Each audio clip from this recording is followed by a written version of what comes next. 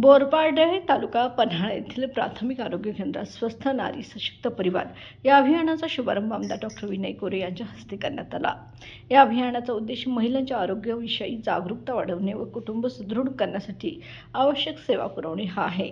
यावेळी जिल्हा परिषद सदस्य शिवाजीराव मोरे, पन्हाळा पंचायत समितीचे माजी सभापती अनिल कंदुरकर, बोरपाडे सरपंच शरद जाधव, वारणा दूध साखर वाहतूक संघाचे संचालक शिवाजी बिरंजे, HR पाटील, अतिरिक्त जिल्हा आरोग्य अधिकारी डॉक्टर उत्तम मदने, माता बालसंगोपन अधिकारी डॉक्टर फारुक देसाई यांच्यासह मान्यवर उपस्थित होते।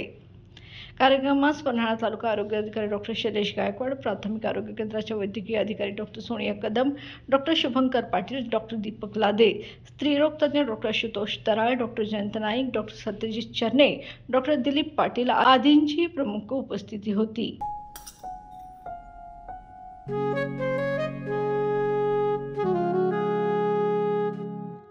बाबा, आज येताना बासुंदी घेऊन या ना। अगं, कालच आपण आईचा वाढदिवस होता म्हणून आणली होती ना।